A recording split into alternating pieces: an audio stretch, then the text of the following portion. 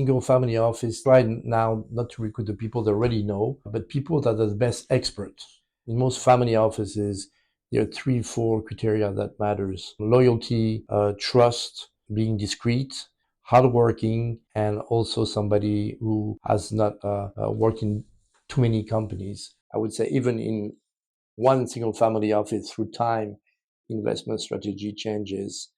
Some are more focused on real estate investments, some on private equity investments, others on hedge funds or listed investments. Uh, Can you please present yourself and Norman Alex? sure. So I'm maybe starting with Norman Alex, which I joined roughly 23 years ago. For our viewers, Norman Alex was founded in Monaco in 1998. Company initially started to develop recruitment in wealth management, which is still the core business of our activity. So we recruit for mainly private banks, independent asset managers, and multi and single family offices. Today, the team is composed of 12 consultants, and we've grown also in terms of sectors. We intervene within sectors that are linked to wealth management, asset management, private equity, investment banking. In all those sectors, there is a link to wealth management. And as regards to a single family office, can you explain for our viewers what is exactly a SFO? SFO stands for single family office, and single obviously means there's one family. So the concept of the single family office emerged second part of the 19th century in the United States. We believe today there's more than 10,000 single family offices worldwide, and the vast majority of them were founded 20 years ago. I would include as a definition of family office, there are three types of family office. The traditional single family office that we'll explain a bit further. There are the holding investment company and the investment funds. When it comes to recruiting for a SFO, what is your approach? Well, we tend to have two steps approach. Firstly, we want to have a general approach and understanding about the family office in itself.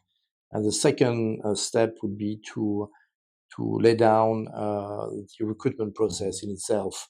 So coming back to the first point, it's very important for us to do an audit, complete audit about the DNA of the family office, its history, the governance, the internal organization, and overall investment strategies that exist. For example, when it comes to culture, it's often linked to the personality of the founder or the principal of the family office. Uh, as regards to governance, important to understand the family ties, age also of the founder, who's the leader within the family. And when it comes to organization, I would tend to say there's two type of family offices. The large ones where there's more employees, each employee has a specific task, and the smaller family offices, smaller number of employees that are more generalists than specialists. In terms of investment strategies, it differs from one single family to another. I would say even in one single family office through time, investment strategy changes. Some are more focused on real estate investments, some on private equity investments, others on hedge funds or listed investments. And again, as mentioned earlier, that can shift over the time. Try to understand about also the environment, the team where the future recruiter will be working with. We also highlight the candidate profile, trying to understand not only his professional background, how many years of experience, in what type of and what type of experience should the candidate has or hold, but we also focus with great care about his personality. Don't forget, as I mentioned earlier, that it's very important that the value of the company is being reflected on the candidate profile. In most family offices, there are three, four criteria that matters: loyalty, trust, being discreet, hardworking, and also somebody who has not worked in too many companies. So we not usually family offices tend to recruit people that have been working for fewer experiences in the same company. Yes, when it comes to remuneration, we've noticed that family offices have become more and more professional and adapted to the market. And when it comes to talent acquisition, they are very keen to attract the best talent. So a typical structure of remuneration would include a basic salary, bonus, benefits, and long-term incentive plans. Well, once the position, the candidate profile, the remuneration has been cleared, cut and clear, we establish the recruitment process.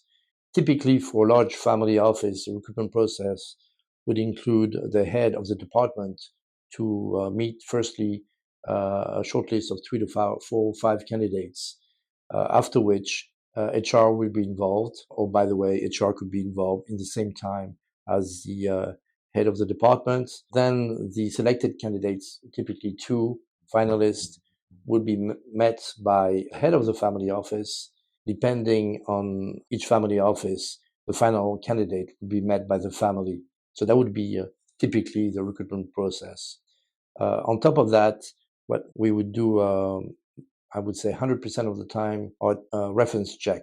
Very important for the family to make sure that the future candidate has been cleared through his past experiences. So what we would do typically take 2 references of ex-employers for which we would evaluate their feedback, which will be given to our client.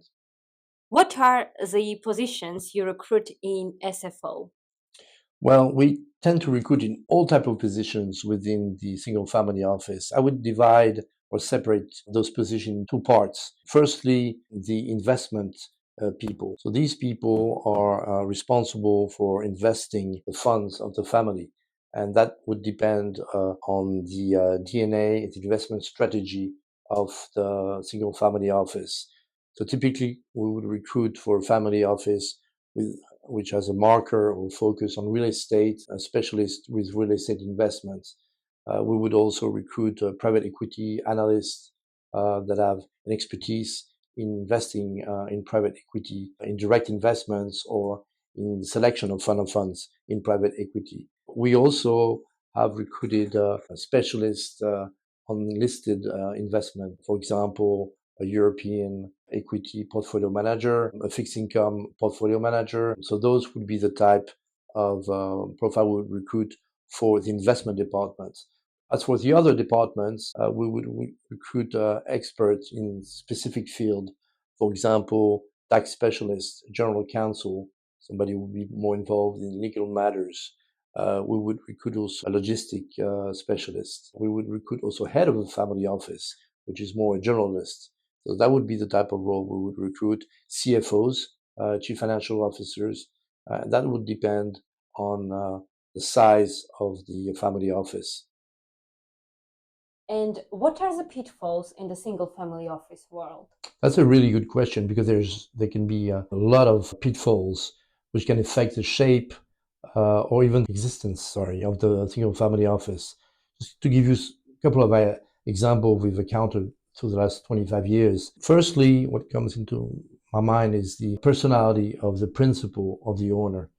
Typically, the owner of a family office is a person who has a specific character, and that could have consequences on the way you manage people. A family office that would move from one country to another. We've experienced in Monaco a few years back an Anglo-Saxon single family office for which the 2 brothers left Monaco to Dubai. So they literally closed down the family office and recreated a new family office in Dubai. The financial crisis in 2008, as everybody knows, there was a huge financial crisis. I'm thinking about a candidate who joined in Paris, a single family office who had a lot of projects in terms of acquisition and growth, in terms of investing in many areas. Because of the 2008 financial crisis, the candidate who had joined that family office had no investment to do because the principals decided to stop any investments. So that's another example that could shape the existence of the family office. Death of the principal, divorce of the principal, disputes within the family members could also have painful consequences for the family office. Shift of investment strategy. So, for example, some family offices wanted to invest in risk investments and then decided for whatever reasons to not to do it. So that has affected the people who worked in the family office. Geopolitical events also is a good example. I'm thinking about a single family office in Monaco, another one in Geneva, for which the principal were Russians, and they were recruiting on both cases a CIO, a chief investment officer. Indeed, what was the role of this person when he onboarded the family office? With all the sanctions, there was no investment to be made. Finally, what I would tend to say is a family office can be seen as a golden prison where you're highly paid, but you don't have a lot of latitude and you depend on one person who does one decision making. What added value an executive search firm brings to recruitment for SFO? That's another good question. From my experience, I noticed that historically, principals or the family used to recruit people word of mouth. People that either worked within the corporation of the family, for example, an ex-CFO, to create or to manage the family office. So they would tend to recruit people they already know, for which they have a lot of trust. And as time went by, we noticed that family office recruitment has professionalized in itself, and that single family office tends to try now not to recruit the people they already know, but people that are the best experts. And in order to find the best expert, they need to go through a hunter. And this is where our role comes in. Because we specialize in recruitment for family offices, we can advise on the organization, candidate profile, on the job description, and we have the talent pool within our database of not or not through our database, through our network.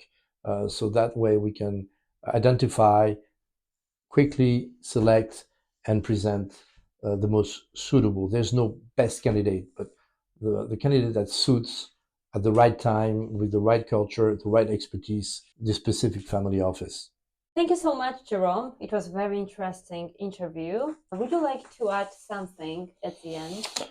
Well, simply, if you want to know more about recruitment tips for single family offices, whether you're a candidate or whether you're a potential recruiter or client, I just simply remain at your disposal and feel free to get in touch.